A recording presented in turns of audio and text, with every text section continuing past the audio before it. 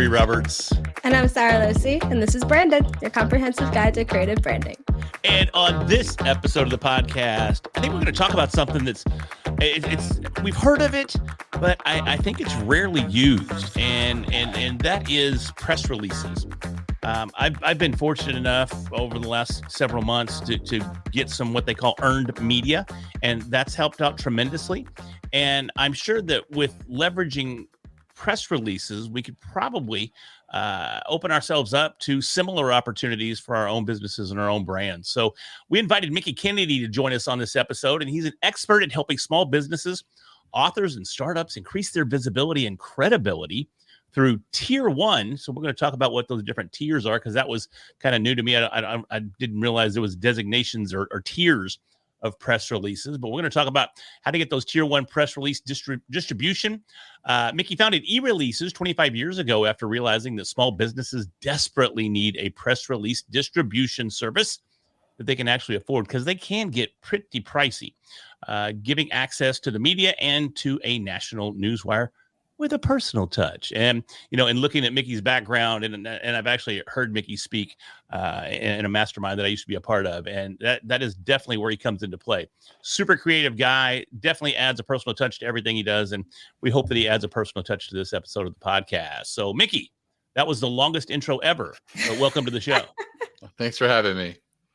Also, the best glasses we've ever had on the show. Thanks. Definitely best glasses. Okay, but we did have a bet, because I was looking at your headshot, and right now they look like they have lenses, but in the headshot it looked like there weren't any lenses; they were only frames. They do have lenses. Okay. Oh, they're real. Okay. It may have just been the shot. These are some different lenses I'm trying, but I'm not loving them. But we'll see. Is it the ones that you like? They just have a cover and you just take off the covers and switch them? No, this isn't. I know that company, but these are just Zenny Optical is what makes these. All right, Zenny Optical, sponsor us. Yeah, there you go.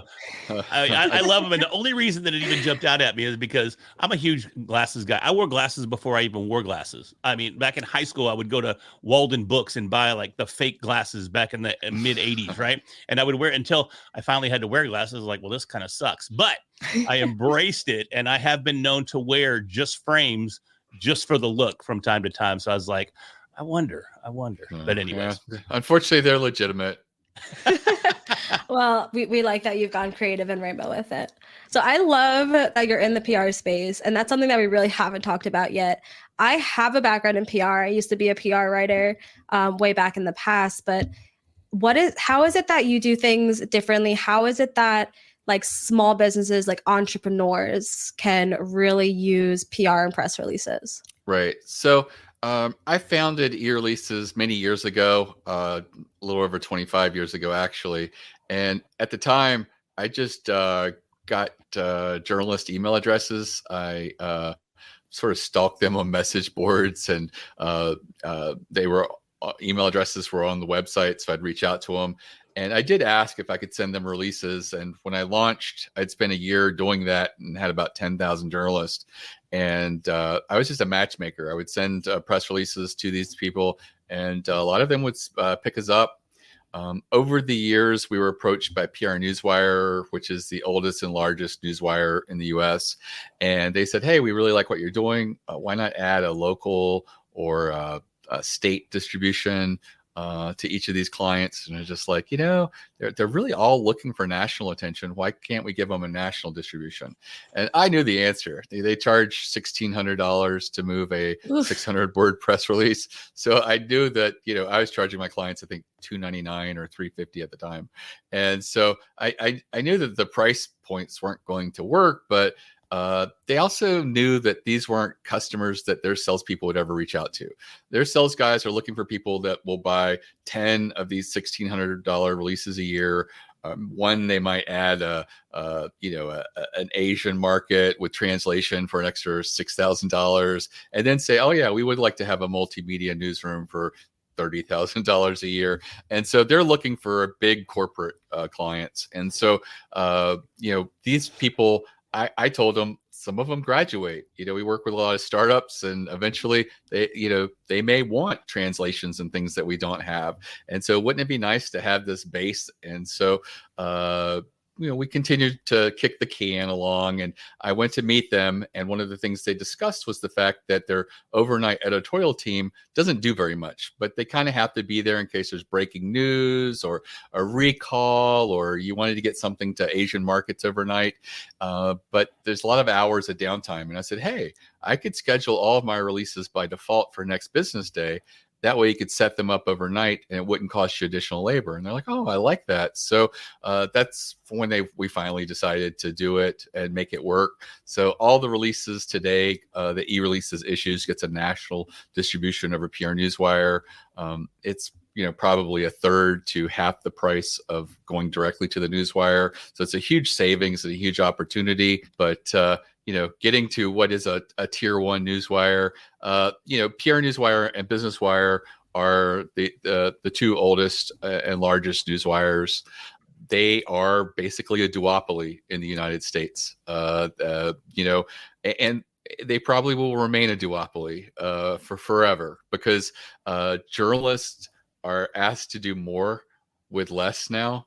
And so they don't have the ability to go fish in 3-4 ponds. So right now they fish in 2 ponds. They go to PR Newswire, they log in, they look at their feed, which is customized for their industry. They can also do some tailoring of that, like excluding keywords and stuff like that, or making sure it includes certain keywords so that they're looking at exactly what they're interested in. And right now they go to 2 places, and they've reached most places. Outside of that, they also get email, but that's one of the reasons they love the Wire now today more than they ever have. There has been media databases introduced over the last 25 years. And when people pay $10,000, $15,000, $20,000 a year for a license to a media database, and you're a golf club company, and you've got that database with 1 million contacts in it, and then you see that people who report on golf is like 3,200, you go, wow, I wonder if we could send to more. And they start talking themselves into, we could send it to banking journalists, because bankers, they play golf. And people who read business publications, they play golf. But what they don't realize is a journalist in the banking world only writes about banking issues. They're going to see that and delete it and get frustrated. And that's what their email inbox is full of today. They are so many off-target press releases because of people psyching themselves up into, this isn't too big of a stretch, is it? And I'm telling you it is, because there are so many complaints online from journalists just saying their email is almost useless. And that makes it difficult for even people they have relationships with, like PR firms, and when they signed up with e-releases. So it's really unfortunate that has kind of happened. I think a lot of PR firms are having to just pick up the phone and say, "Did you get our release?" And they're having to do an email search and pull it up and find it if they're willing to do that. But it is very difficult. Outside of that, there are other companies with newswires in their names. I really think the only bona fide other one that's out there is Globe Newswire. They really tried to attract journalists, and they just haven't. So they sort of pivoted, and they focus mainly on publicly traded companies who don't really care about getting media pickup. I mean, to be honest, a lot of journalists don't want, a lot of publicly traded companies don't want journalists looking too closely at every little thing that they do. So for a lot of them, they're just looking for compliance with the SEC. And that's what they provide at a cheaper price. Again, it's just not a place that they've had a good record of getting journalists to move over and checking those types of releases. In addition, there are a lot of players in the marketplace that do what's called syndication. They don't call it syndication. They give you the impression that they're reaching journalists, but they don't. For 20 years, I heard PR Web is great for reaching journalists. I was like, no, it's not. PR Web doesn't reach journalists at all. It used to say on the website, this is online visibility only. And it's owned today by Cision, and it's owned by the same people who own PR Newswire. And so, it doesn't reach journalists, but it used to provide what people felt was good visibility. And they used to send a roundup of the clippings to the people who were sending them. So you could get eyeballs there, but just be other people, other, business owners and stuff like that. So yeah. And today there's also this instance where they put the press release on a bunch of websites, and that's what the syndication part of it is. Your release, when you send it out through PR Newswire or Business Wire, also gets a little bit of syndication, largely because of publicly traded clients who want to appear on Yahoo Finance and stuff like that. So most of these are financial type websites like MarketWatch and things along those lines. But there are people out there that today for $100 or $200 will get you on as many as 700 websites. Probably. Let me jump in there. Because we didn't talk much in the green room, but we hit that record button and we were off to the races. But let me jump in there and go, what's the value of that then? I mean, because who sits there and reads those? So there's zero value to it. 700 websites and probably got 7 eyeballs. Because these are subdomains on a website that aren't picked up in Google News or Google Web. If you go to that news site and do a search for that company, that press release won't show up because it's not part of their content management system. It's completely just made up to give you a link so that you see their logo and what looks like their website with your press release in it. It has no meaning whatsoever. It shouldn't help you for SEO benefit because they're all no follow tags, because that's the guidance from Google. Despite that, I'm told, you don't know what you're talking about. I got a little bit of a bump when I used, a certain syndication site and things like that. But it's all just noise, and it is confusing. And it is one of the biggest questions we get is like, hey, why are you guys like a few $100s and this other company is like $89? And I'm like, well, the other company doesn't reach journalists. It really just syndicates your page to a few places that don't matter. That being said, 97% of the people that use PR Newswire and Business Wire had the exact same experience as the people who paid the $89. Nothing happens. They get no earned media. And so one of the things that I do, because I see 10,000 to 12,000 releases that we issue go out each year, and I get to see the successes, is I see patterns. And I'm like, hey, let's focus on the 3% of press releases that do get picked up and see if we can learn some lessons there that you can apply and therefore generate press releases that do get earned media. Because when you get earned media, it's huge credibility. It often can lead to sales, leads. Even taking that link of that article and putting it in front of your own leads increases your conversion rate. Sharing it with your customers reduces churn. It is a huge indicator, signal of trust when a journalist writes about you.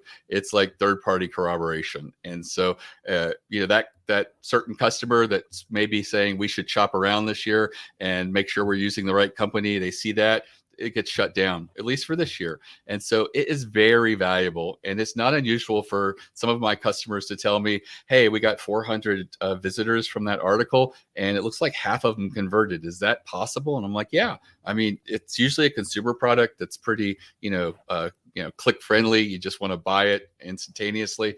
And that's not unusual. I do tell them that probably more people saw the article than clicked through or went to your website. But the people that did, they had that emotional response, this amplification of trust that happens, and they just want to do business with you. They don't open another browser and say, can I get this cheaper on Amazon? Or, is there something that's similar? They really get invested. And that's the real value of earned media. I mean, we have people who just have testimonial fatigue now. Earned media still works, and it still works very effectively.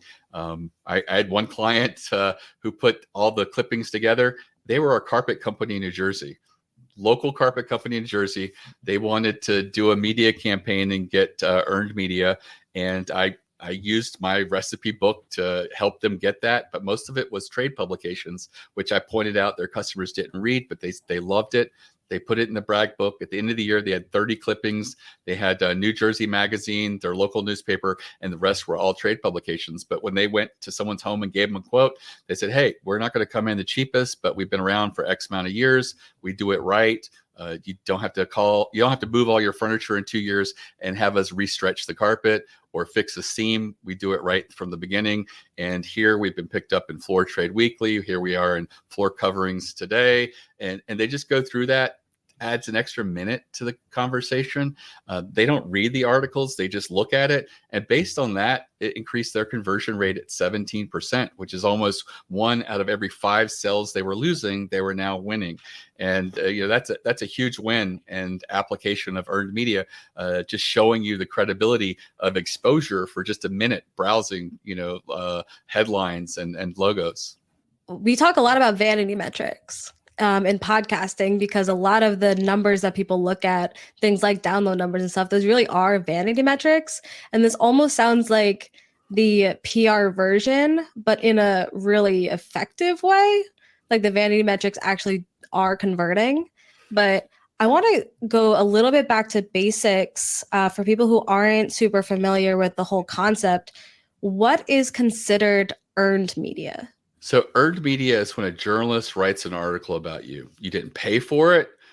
You didn't control what it says. That's the thing. It's like, as marketers, we know how we would best position a product launch article, but at the end of the day, they get to write it, and we don't have any say in that. But that's media that we've earned. And if it was an ad, it would say exactly what we want, but people's eyes would just glaze over. Advertising is hard. Conversion rates are low from ads, but actual organic articles, that appear, the conversion rates are very, very strong. And people notice that this is earned media. It's written, there's usually a byline or a journalist attached to it. And it really does convey to them that this is legitimate. There's still this feeling of legitimacy when it comes to the press. So what makes a good press release?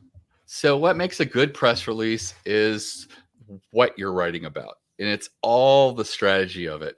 I used to think that the most well-written press release would stand the biggest chance of success. My first book was The Beginner's Guide to Writing Powerful Press Releases.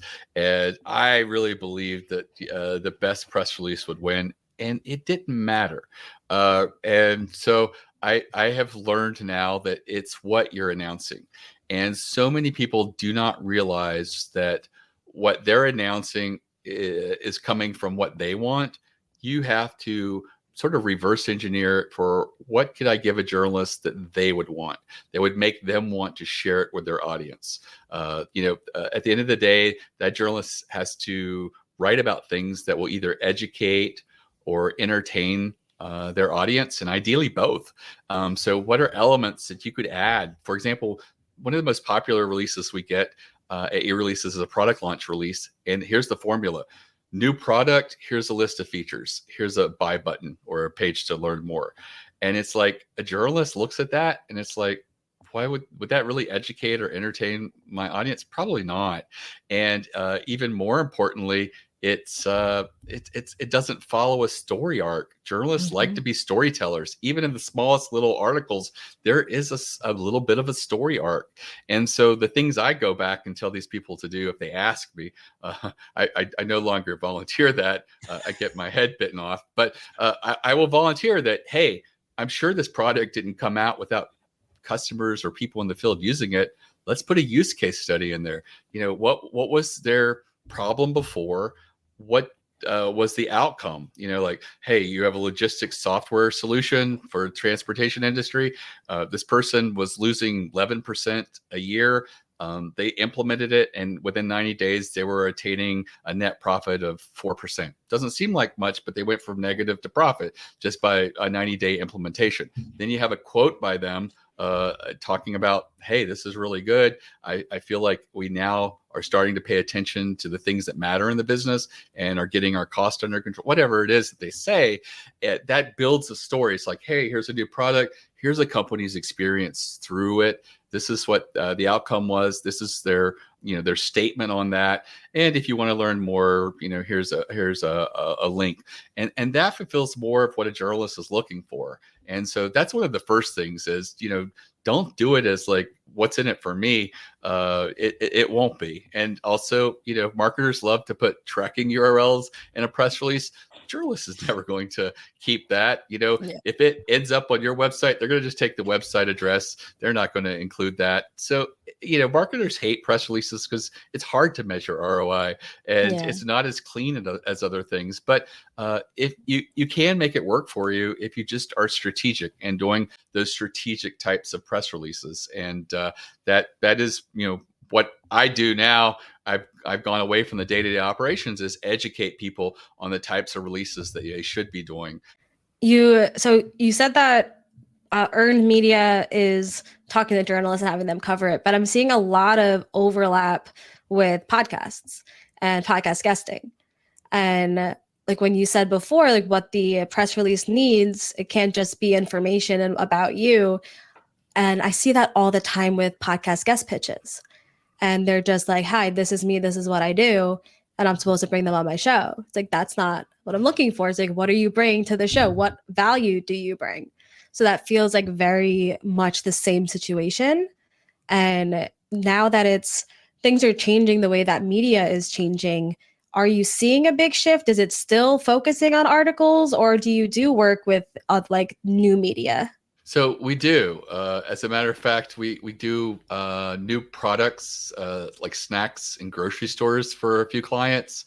And there is a TikToker called Snackalator on TikTok who each week does a roundup of new snacks hitting grocery store shelves. He also does one for new fast food stuff coming out that week. But we don't really work with a lot of fast food places. But the grocery snacks we do, and often they will end up there. And he often says, I can't tell if this is a glaze because this is just a image from the press release that they provided, but it'll be interesting to see. So he readily admits that he's pulling these from press releases, and so people are using it. I was pleased to find out on PR Newswire that a lot of Instagram influencers in the fashion arena in particular have been given journalists access to the wire because they want to pull press releases and specifically images and B-roll video footage from certain designers and places like that. And again, they get it the moment it's announced, the moment it's available. Mm-hmm. They've got it. They put it on their Instagram, and they're ready to go. And so it is evolving. What we consider the media, I think over 15 years ago, bloggers became really big, and now it's evolving. And I love it that the Newswire is so welcoming because 15 plus years ago, they were not very welcoming to bloggers. I really made an appeal on behalf of a couple bloggers to get access to the wire because, I pointed out that they had more web traffic than the leading trade publication in that industry. And, finally they allowed it, and they've done a completely 180. Now they're just very welcoming of people who are looking to use that content in ways that are transformative and creating original articles, videos, audio, lots of different things. That's really kind of inspiring because as you were talking about that, I'm like, oh my gosh, because I'm doing an AI podcast because that's kind of my area of expertise outside of branded here is the AI revolution that we're all experiencing. And I'm thinking I could access the PR Newswire to get the latest AI releases and technology and insight. I'm like, oh my gosh. So I got some value out of this episode. Excellent. And when you're talking about the TikTokers, I used to work in board games years ago, and I would have to send boxes of games to small children who have YouTube channels that are crazy successful. And I always felt so silly. Just like, hi, 6-year-old child. Right. Will you please review this? Because my career depends on it. Thank you, 6-year-old child. Like, I felt so silly, but it's almost like anyone with a podcast, with a TikTok channel, with a YouTube channel, whatever it is, they're almost the new journalists. Yep, absolutely. That's crazy. So Mickie, let me ask you this: as a entrepreneur, is someone that has a small business and is really looking to leverage the power of press releases, what could be an example of like your very first press release? Right. So if you're looking for an easy win, I always tell people to do a survey or study within their industry. This is the one type of press release I've never seen fail. It's you're going to come up with 12 to 16 meaningful questions that you ask your industry today. Think about if you were at a conference, what is there a question you would like to ask someone else saying, are you experiencing this as well? That could potentially be a question. Sometimes those are like, have you noticed that, people are really not paying net 30 anymore? It's like, follow up, it's turned into net 60, net 90. That could be an indication that funds are drying up in your industry or even nationally. And so that's important, to get people's take on it. So, what else has trended recently in your industry? Post-pandemic, work has changed, and are you finding it difficult to maintain a work culture, or not even sure you have one? Are people resistant to work in the office? Are you having trouble hiring, or are you considering laying off? All of these things could evolve into being interesting questions that you could ask for a quick survey. I like 12 to 16 questions with 4 questions per page in SurveyMonkey. And that way, if they stop after one page, you've still got the most important questions answered in the first response. Because sometimes people lose steam as it goes with the survey. And then you're going to take that link to the survey that you've created, and you're going to approach, because I assume nobody has a mass of other people in their industry contacts that they can just readily send that to. So I find one of the easiest things to do is to reach out to a trade association in your industry, but stay away from the big ones. Go to the smaller and more independent ones. There are a lot of them. I had a podcast with someone in PR saying, well, Mickie, that wouldn't apply for us because there's only Public Relations Society of America. And I said, well, there's over 470 other trade associations in the United States for public relations people. And she was shocked. And I was like, the reason is they don't get any publicity and no one knows about them. And some of them are too small and they esoteric. need a better PR person. They do. But some of them are very regional or small, like they're just like Florida or whatever. But there's some of them that are quite appropriate, like small PR firms of, 10 employees or less. That represents probably 90% of the industry. So the only opinions you won't be getting are the big guys who don't really care anyways. It's not it's hard to get an answer out of them out of anything. So I would pick one, approach it and say, hey, could you send this link to your members? We're doing a survey. We need to get at least 100 responses. And in exchange for your cooperation, we'll put you in the press release we'll be issuing over PR Newswire. And so all of a sudden they see it as a media opportunity for them to be mentioned in a press release. Again, no one knows about them for the most part, but they do exist, and they do a valuable service. And a lot of people feel an allegiance to these associations they belong to. So when they get a request like that, they often will complete it. And if you don't get the 100, if you circle back with them and just say, hey, here's the problem. We don't have 100. I really don't want to have to abandon you and move on to someone else. They'll usually send it out through social media or email again to get the numbers back up. And then when you get the responses, you're going to analyze it and pick one, maybe two of the biggest aha moments of the survey. What's going to be most shocking and surprising to the industry? And that's the lead, and that's going to be the focus of the press release. You're going to have an amazing quote by you, analyzing while the numbers swayed a certain way, a little bit of analysis.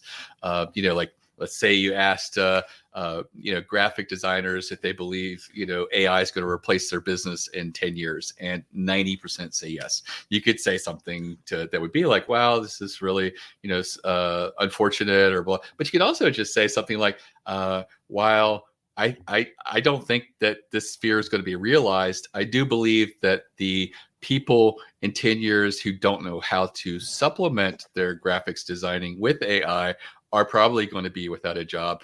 That's an interesting spin and a good quote that I could see a lot of people running with. So try to be a little strategic with your quote, make it sort of meaningful. But again, you're the expert and author of the survey, so you're going to be front and center. That quote's going to get included in any articles, and they're going to cite you and your business.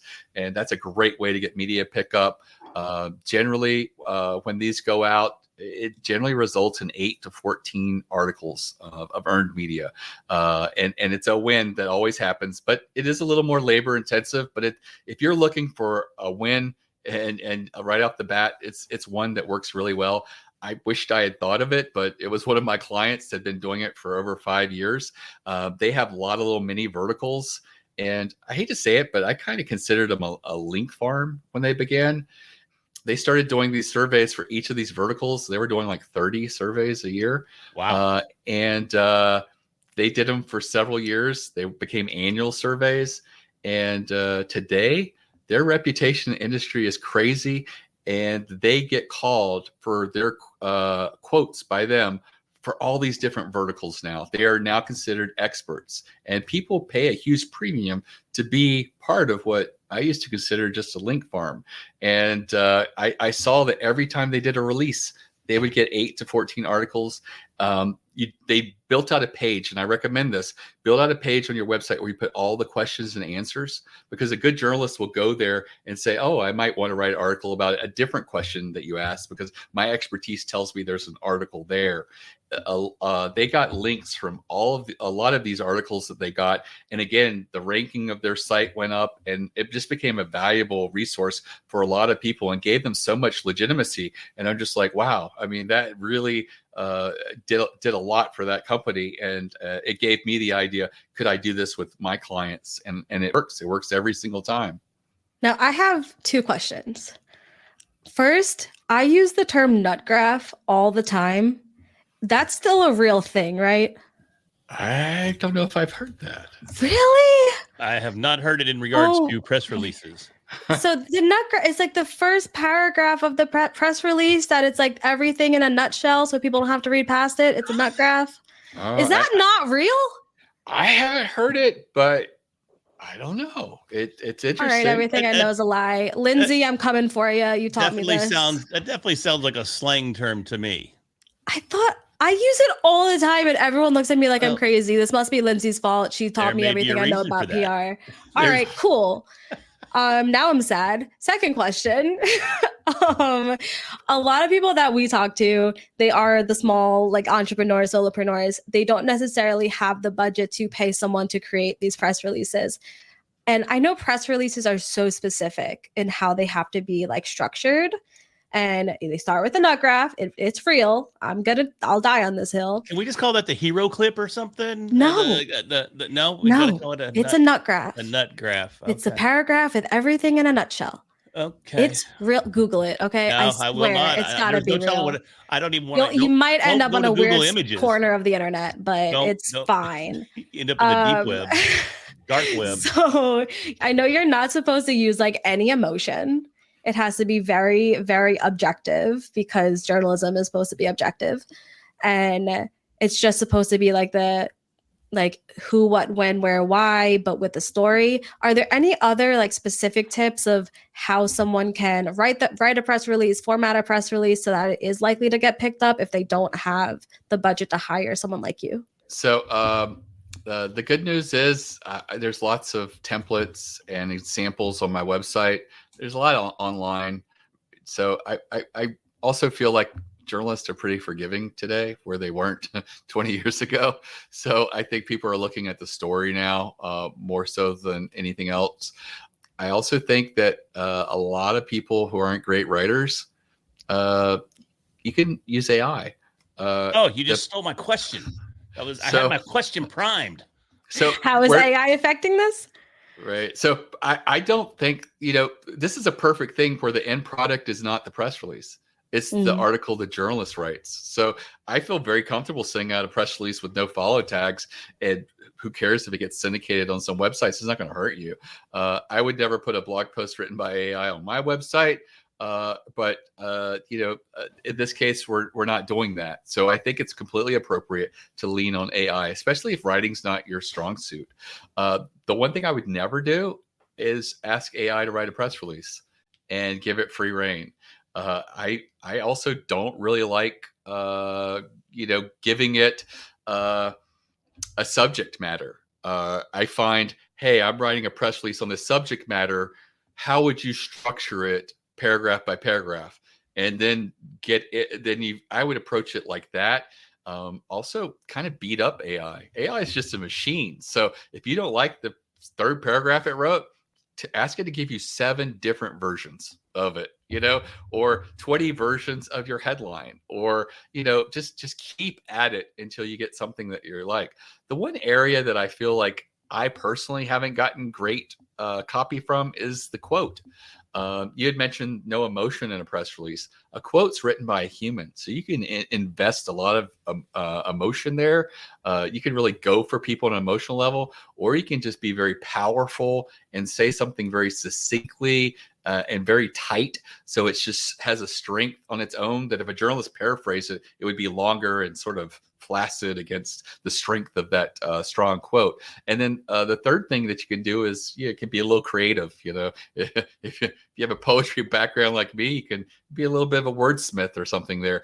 There's no one rule of what a great quote is, but I can tell you what a great quote isn't. It's like the quotes that we get every day that look like they've been written by a committee. They're safe. No one's going to be fired by that, but no one's going to be inspired by it. And a journalist who paraphrases the equivalent and puts it in the article, there'll be no loss. If someone was to take your quote away, you want there to be an ache of like, oh, it was so much better when it had that quote. So spend a little time on that. I don't think AI is completely there yet, but maybe it could help you bridge a little bit. But I feel like really tighten it up and say something as tight and as strong as you can, because that's a place to shine. And the great thing is, if you have an article and there's a quote in there, you are going to be there. You and your company will be named, but they're going to source the quote. Sometimes articles get written in a way that they take out the company. But if that quote is amazing, they won't take it out, and you will definitely remain in there. I think the lesson here is nobody likes a flaccid nut graph. Man, this is an explicit episode. Did not see that coming at all. Also, I did just Google nut graph and it exists. Thank you. It does. No, it does. A nut graph, also known as a nut graph spelled differently, is a paragraph in journalism that summarizes the main points of a story and explains its context. Thank you. You taught me something. Pornhub today. Or something. Where was that? Where'd you get that? It was on Google. Google would never lie to me. All right. Anyways, well, Mickie, man, this has been great. I actually learned a lot, and I think there was tremendous value in this episode. So hopefully those listening got some value as well. Tell everybody where they can reach out and find you. And you mentioned some templates that were on your website. So we'll hit that website one more time, and we'll wrap this thing up. Sure. So my website's ereleases.com. All my social media is on the lower right. There's a new customer special in the footer, as well as a link to the press release samples. I had talked about doing strategic releases, and I mentioned the press release survey or study. I have a whole video masterclass that's very short. It's about an hour long. It's completely free. And I do recommend people check it out. It's a great place to sort of take an audit. And if you do a PR campaign of 6 to 8 releases and you stick to this, you'll be doing the 3% of releases that get picked up, and you'll have good outcome. And that's available at ereleases.com/plan. PLAN. And again, completely free and less than an hour long, because I know the last 20-hour course that I paid for, I didn't watch it. It's too much. So I really condensed it to make it very understandable and straightforward. Very cool. Very cool. We really appreciate it. Again, really enjoyed the conversation. Very, very insightful.